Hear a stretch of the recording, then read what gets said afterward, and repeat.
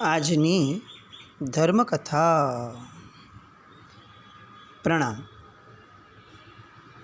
શ્રી મુનિસુરત સ્વામી ભગવાન જન્મ પામ્યા છે અને હજી તો એક દિવસ પણ પૂરો નથી થયો. મધ્યરાત્રિએ જન્મ થયો અને વહેલી સવાર પ્રભાત થાય છે અને માતા હવે જાગે છે. અત્યાર સુધીનું જે જાગરણ હતું, દેવોનું આવવું, ઇન્દ્ર વગેરેનું, દિક્કુમારિકાઓનું, એ બધું જાગરણ વિસ્મરણના ક્ષેત્રમાં વયું ગયું. અવસ્વાપીની નિદ્રા બાદ ઊભા થાય છે અને જુએ છે તો પોતાના બાળકનું સ્વરૂપ, અલંકૃત સ્વરૂપ, આજુબાજુની પરિસ્થિતિઓ, કુંડળ વગેરે દૈવી, એ જોતાં તરત એમને ખ્યાલ આવ્યો કે આ બધી દેવની લીલા હશે અને મનમાં ખૂબ આનંદ અનુભવવા લાગ્યા. ટેકનિકલી એક જે ડિફરન્સ હોય કે જે એક્સક્લુઝિવલી તીર્થંકરની માતાને અપાય છે કુદરત દ્વારા, એ છે કે બાળક ગર્ભની અંદરમાં હોય ત્યારે ક્યારેય પણ ગર્ભ એટલે કે માતાનું જે ઉદર છે, પેટ છે, એ ક્યારેય મોટું નથી થતું. જે સામાન્ય રીતે હોય એટલું જ રહે. આ એક એક્સક્લુઝિવ કહી શકાય એવો અધિકાર એ તીર્થંકરની માતા માટે, એ પણ તીર્થંકર જ્યારે ગર્ભમાં હોય ત્યારે મળે છે. એટલે સામાન્યતયા શું થયું કે લોકોને બહુ ખ્યાલ ના આવે કે ક્યારે પુત્રનો જન્મ થશે અથવા થઈ ગયો છે, કારણ કે જે રીતે પેટ સામાન્ય હતું એ જ રીતે રહે.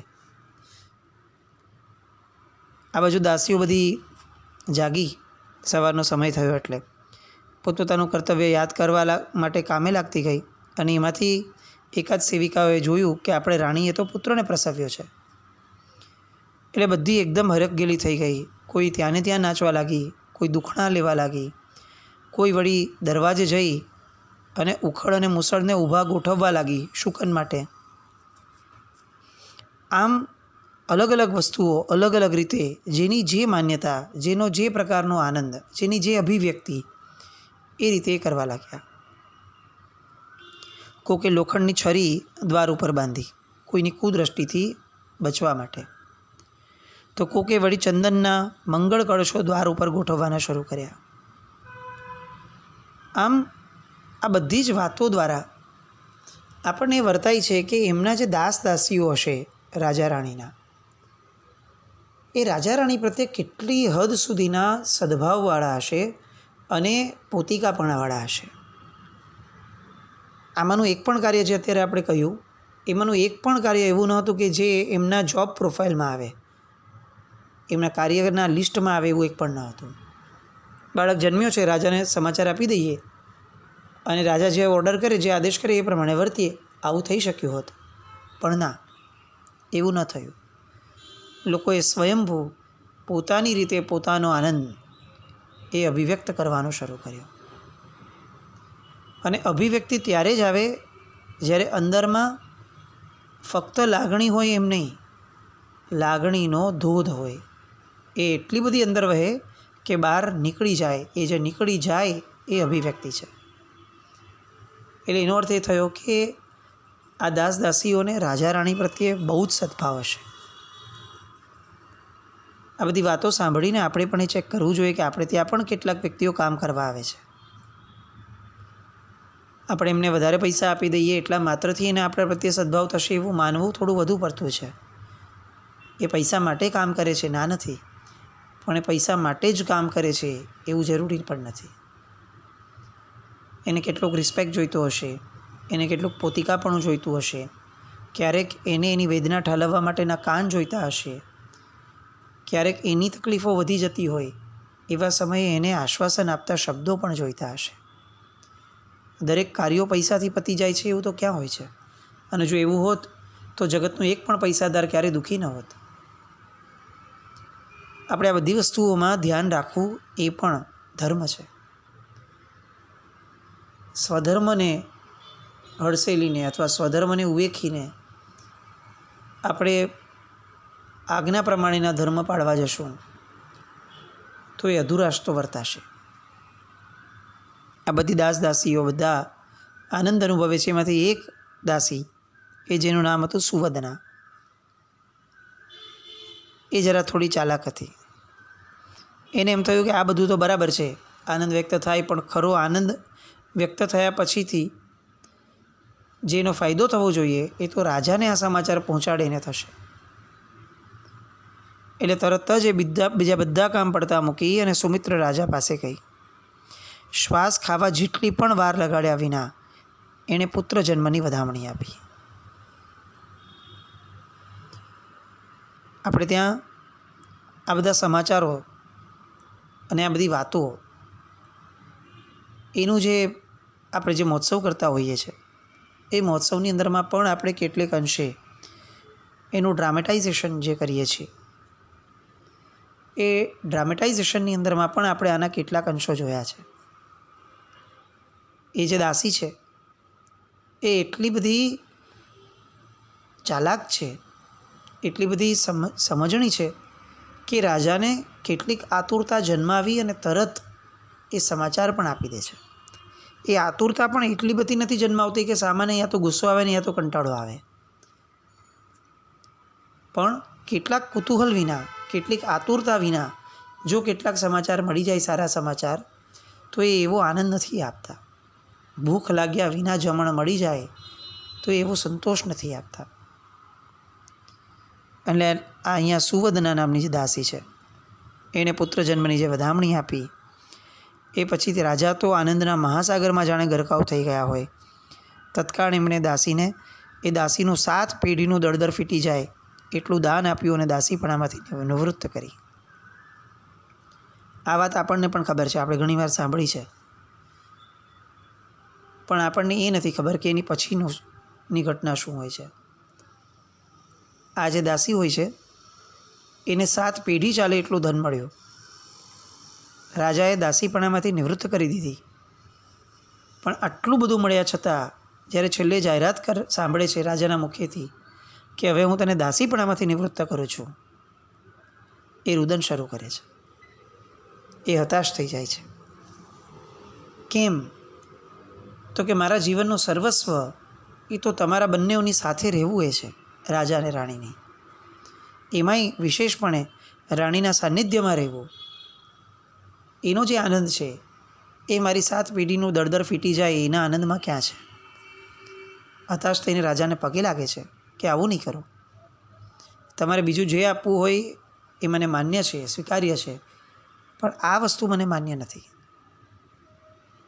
અને એ સમયે પુત્ર જન્મની જે આનંદની ધારા છે એમાં ક્યાંય કોઈ ક્ષણનો પણ અંતરાય ન પડે એટલા માટે રાજા એને એવું કહે છે કે તું હવે સખીની જેમ રાણી સાથે રહીશ, તારે રાજમહેલમાં જ રહેવાનું, પણ સખીની જેમ રહેવાનું.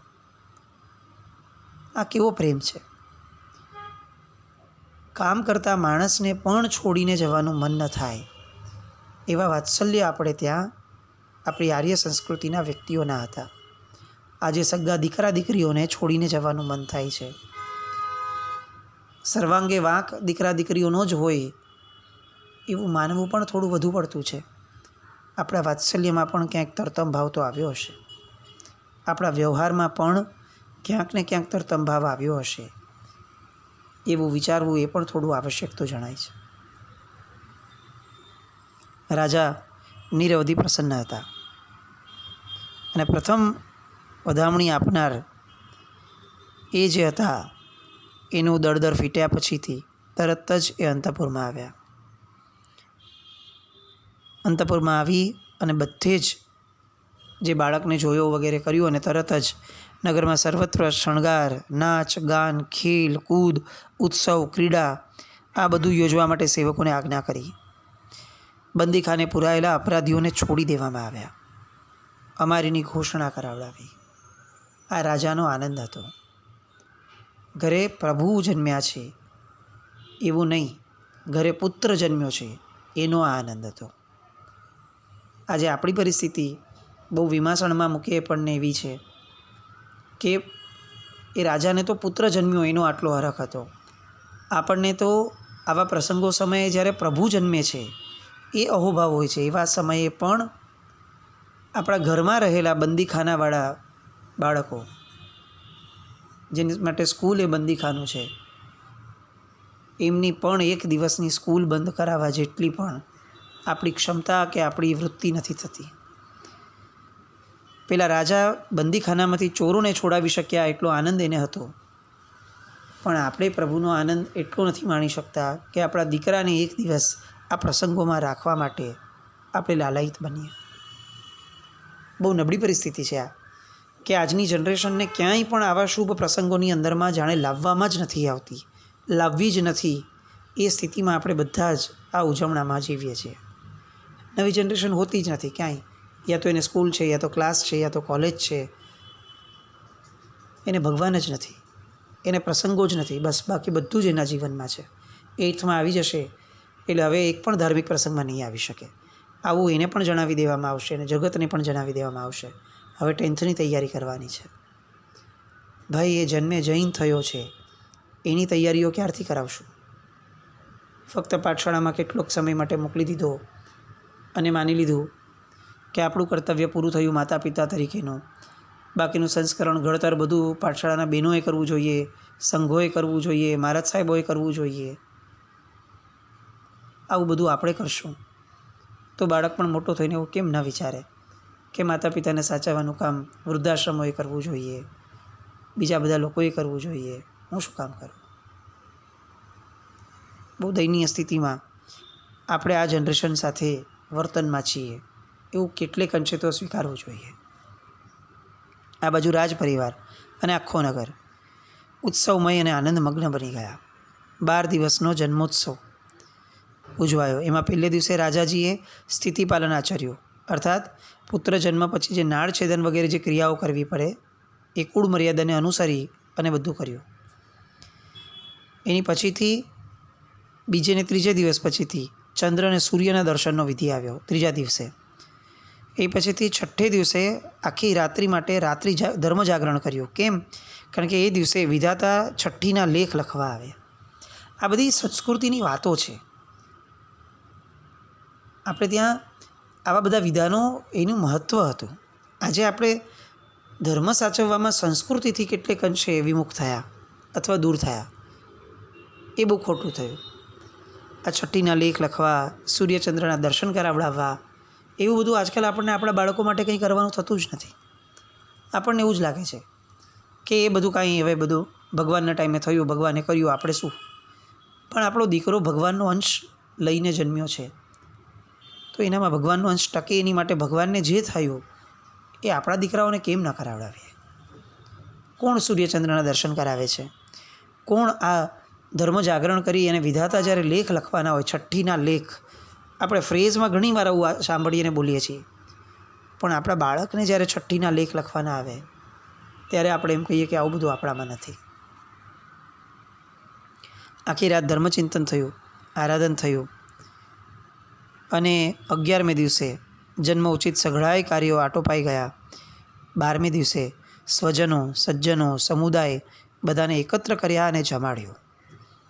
રાજા જેવા રાજા છે અને તેમ છતાં 11 દિવસ સુધી પોતાના રસોડાનું અન્ન સૂતક તરીકે એ ક્યાંય પણ કોઈ વ્યક્તિને આપતા નથી. જન્મનું સૂતક પ્રભુના સમયે પણ ઉજવાયું છે. સમજાય છે કે આ બધી વાતો થોડી વિવાદાસ્પદ છે, દરેકની માન્યતાઓ અલગ છે અને એટલે જ આપણે કોઈ વસ્તુ એસ્ટાબ્લિશ કરીએ છીએ એવું નથી. હોય દરેકની માન્યતાઓ, અર્થઘટન બધાના અલગ અલગ હોય, પણ ચરિત્રમાં જે આવે છે એ આ છે કે 12મે દિવસે જ નાતનું જમણ, સજ્જનોનું જમણ, ગુરુજનોનું જમણ એ કરાવવામાં આવે છે. બધાને બેસાડીને જમાડવામાં આવે છે અને પછી જણાવાય છે બધાને બેસાડીને કે આ પદ્માવતી દેવીના ઉદરમાં જ્યારથી આવ્યો એ દિવસથી દેવીને મુનિવરોના વંદન કરવાની, સુપાત્ર દાન દેવાની સતત રુચિ એમની વધતી ગઈ છે. શ્રાવકના વ્રતોનું એમણે ધારણ પણ કર્યા અને એનું પાલન પણ એમણે કર્યું. એ સરસ આ ઉદ્યમ આ ઉત્તમ અને શ્રેષ્ઠ દિવસોની અંદરમાં થયા હતા. વળી ગર્ભાધારણ કરવાના દિવસે જ એક ચારણ મુનિવર પધાર્યા હતા. એ મુનિવરે પણ એમનું ભવિષ્ય ભાખ્યું હતું. આ બધા જ લક્ષણો જોઈ અને આજે જ્યારે નામકરણ કરવાનું છે આ બાળકનું 12મે દિવસે, ત્યારે એમનું નામ મુનિ સુવ્રત એવું પડશે. એટલે એની જાહેરાત રાજાએ કરી અને ઉપસ્થિત સકળ સમુદાયે એ નામને જય જયકાર વડે વધાવી લીધું. આ પ્રણાલિકા છે. સૌથી પ્રથમવાર જ્યારે નામ જગતની અંદરમાં જાહેર થાય કોઈનું પણ, એ પછી જો એ નામ સાથે જયનાદ ઉમેરવામાં આવે, આ જયનો નાદ જે છે એ મંગળનાદ છે, તો એ બાળકનું પુણ્ય જે છે, એ બાળકની લોકપ્રિયતા જે છે, એની અંદરમાં અતિશય વધારો થાય. આપણે ત્યાં શુકનો, મંગલો શબ્દો આ બધાને પણ બહુ મહત્ત્વ આપ્યું છે. બધું જ ભાગ્યને આધારિત નથી છોડી દીધું કે બધું ભાગ્યનો છે એમ થશે, આપણે આવું બધું કંઈ બોલવું નહીં. જો આવું કંઈ હોત તો આપણે દરેક ક્રિયા પછીથી જે ભગવાનની જય બોલાવીએ છીએ એ જય બોલાવવાની પ્રણાલિકા ન હોત. જય એટલા માટે બોલાવીએ છીએ કે આપણી અંદરમાં એ જે પ્રભુ છે એમણે જે કહ્યું છે કરવાનું એનો વિજય થાય અને આપણા અંદરમાં જે મોહ રહ્યો છે એનો પરાજય થાય. એની માટે આપણે દરેક સમયે જય બોલાવવાની વાત છે. કોઈ પણ શુભ કાર્યમાં જય બોલાવાય. એનું કારણ જ આ છે કે તે શુભ કાર્યો, એની છાપ, એના સંસ્કાર આપણા અંતરમાં પડે અને મોહ રાજાનો પરાજય થાય. હવે અહીંયા 5 દિવ્ય અપ્સરાઓ એ આ બાળ મુનિસુવ્રતની ધાવ માતા તરીકે ઇન્દ્રએ નિયુક્ત કરી છે. માતા પદ્માવતી અને અન્ય રાજરાણીઓ તો છે જ, અને તેઓની પરિચારિકાઓ એટલે કે સેવિકાઓ એ પણ ઘણી બધી છે. હવે આ બધાના હાથમાં અને ખોળામાં રમતા બાળ મુનિસુરત એ ક્યાં મોટા થવા લાગ્યા એ ખબર જ ન પડી. જેમ જેમ સમૂહ મોટો હોય તેમ તેમ બાળકના દિવસો ક્યાં પસાર થઈ જાય એ ખ્યાલ ના આવે. તીર્થંકરનો આત્મા છે એટલે ક્યાંય રડવું તો શક્ય જ ન હતું. ભૂખ લાગી છે અને રડવા લાગ્યા એવું બધું તો ક્યાં થવાનું હતું. એટલે અન્ય સામાન્ય બાળકની જેમ એ આવું બધું જે સામાન્ય બાળક કરતા એવું એમના બાળપણમાં નહોતું. આ વિશેષપણે કહેવાનું કારણ છે કે આપણને ખ્યાલ આવે કે આપણા તીર્થંકરો એ કંઈક એક અલગ જ આખી એક અસ્તિત્વની ધારા હતી. આપણે આપણા જેવા સામાન્ય જીવન એ જ્યારે જીવ્યા દીક્ષા પછીથી, આપણને ઉપસર્ગ આવે એમ એમને ઉપસર્ગ આવ્યા, ત્યારે ખરેખર આપણે વિચારવું જોઈએ કે જે બાળક જન્મના દિવસથી અસામાન્ય રહ્યો છે, જે બાળકને દેવતાઓએ અભિષેક કર્યા છે, જેનું સ્તુતિકર્મ દેવીઓએ કર્યું છે, દિક્કુમારિકાએ કર્યું છે, અને જે બાળકનું બાળપણ પણ દેવોની સાથે ઓલમોસ્ટ ગયું, દેવતાઓની સાથે રહેવું, સામાન્ય વ્યક્તિઓની જેમ રડવું કરવું નહીં, આવું જેનું બાળપણ ગયું છે, એ વ્યક્તિ જ્યારે દીક્ષા લેશે ત્યારે એ સાવ સામાન્ય વ્યક્તિની જેમ કષ્ટોને સહન કરશે. કેટલું આકરું લાગશે આમ વિચારણા કરીએ તો, અને છતાંય કેટલી સહજ રીતે પરમાત્મા એ બધાને સંવેદી અને અંતે કેવળ જ્ઞાન પામે છે. દિવસો વીતવા લાગ્યા. ભૂખ લાગે ત્યારે પોતાનો અંગૂઠો ચૂસી લે અને અંગૂઠાની અંદરમાં અમૃત હતું. 5 વર્ષના થયા અને રાજ રસોડે માતાઓ દ્વારા પીરસાતી રસોઈ હવે એ આરોગવા લાગ્યા. 5 વર્ષ સુધી એ ન હતું. આ બધી સેમ વસ્તુ, આની પહેલાં પણ આપણે આ વસ્તુઓ ચર્ચામાં લીધી છે કે વય પ્રમાણે કેટલીક વસ્તુઓ થતી હોય છે. ક્યાંક એવું પણ બહુ સરસ રીતે વાંચવામાં આવ્યું છે કે કેટલાક વર્ષો સુધી, અંદાજે આ 5 વર્ષનો સમયગાળો જે છે એ કટ ઓફ એટલા માટે રાખ્યો છે કે 5 વર્ષ સુધી બાળકની અંદરમાં પૂર્વભવની કેટલીક મતિ અને કેટલાક સંસ્કારો પણ હોય છે. ક્યાંક ને ક્યાંક આવું જોવામાં આવ્યું હોય કે એના જે સંસ્કારો પૂર્વભવના લઈને આવ્યો હોય એ 5 વર્ષ સુધી ક્યારેક કોઈક બાળક જેની મતિ જ્ઞાનનો ક્ષયક્ષમ થઈને જેનો તીવ્ર છે એ બોલતો પણ હોય કે એ કંઈક એવા લવારા કરતો હોય જે ઇરરિલેવન્ટ લાગે, પણ હકીકતની અંદરમાં એ ક્યાંક ને ક્યાંક એના પૂર્વજન્મના સંસ્કારો પણ બોલતા હોય છે. આ 5 વર્ષનો થયો બાળક, અને રાજ રસોડે માતાઓ દ્વારા પીરસાતી રસોઈ એ એમની વાપરવાની શરૂ થઈ. હવે રમવા માટે ભાતના રમકડા, બાળકને ગમે એવા પદાર્થો લાવીને મુકાવતા રાજા રાણી. મુનિસત સ્વામી ભગવાન બાળક હતા પણ આમ તો અવધિજ્ઞાની હતા, 3 જ્ઞાનના ધણી હતા. એમને આ રમકડાની શું કિંમત, અને તેમ છતાં પણ પોતે રમકડાથી રમતા. કેમ? કારણ કે માતા પિતાને આનંદ થતો એ જોઈને. આ ઔચિત્ય હતું. ક્યારે પણ પોતાની વિદ્વત્તાનું 3 જ્ઞાનના ધણી છે કહી ન શક્યા હોત કે ભાઈ હું તો જન્મથી ગંભીર રહેવાનો છું અને મને ખબર જ છે કે ભવિષ્યમાં શું થવાનું છે, આ રમકડાનેથી શું થવાનું, તો હવે આ રમકડા જેવી વસ્તુઓમાં હું શું ગેલમાં આવું રમીને. પણ ના, જ્ઞાન એ છે કે જે અન્ય કોઈના પણ આનંદને દુભવવામાં નિમિત્ત ન બને. જ્ઞાન એ નથી જે ફક્ત ને ફક્ત અહંકાર વધારે, જે પોતાની વિદ્વત્તાનો નશો વધારે, જે બીજાને ખોટું સાબિત કરવા માટે જ સર્જાયું હોય, એ ક્યારે પણ જ્ઞાન ન હોઈ શકે. પ્રભુ 3 જ્ઞાનના ધણી હોવા છતાં રમકડાઓથી રમે છે. આ એમનું અનહદ ઔચિત્ય છે. સરખી ઉંમરના બાળકો સાથે ખેલકૂદ પણ કરે. આમ બધી માયાઓ છે એ બધું જ સમજતા હતા કે આ જગતની માયાઓ છે, ક્યાંય કોઈ લેપાતા ન હતા, અને છતાં પણ સામાન્ય બાળકની જેમ એ આનંદ પ્રમોદમાં ભળે. કારણ માતા પિતા એ સામાન્ય વ્યક્તિઓ હતા. સામાન્ય વ્યક્તિઓ એ હંમેશા એવું ઈચ્છે કે મારી હારના વ્યક્તિઓ પણ સામાન્ય વ્યક્તિની જેમ વર્તે. બહુ અસામાન્ય એ એમનાથી કદાચ ન પચે, એવું બની શકે. એટલે પ્રભુ અસામાન્ય હોવા છતાં આ બાળવયની અંદરમાં એક સામાન્ય બાળકની જેમ રમતા કૂદતા અને પોતાના સામાન્ય માતા પિતાને પણ એ આનંદ આપતા. આવા ઔચિત્યની ધારામાં આગળ વધતા વધતા હવે જ્યારે 8 વર્ષની ઉંમર થશે અને ભણવાની વાત આવશે, ત્યારે પ્રભુનું ઔચિત્ય શું હશે, એ બધી વાત સાંભળવા ફરી આવતીકાલે મળશું. જીના જ્ઞાવૃત કંઈ પણ બોલાયું તો મિચ્છામિ દુક્કડમ. જૈનમ જયતિ શાસનમ.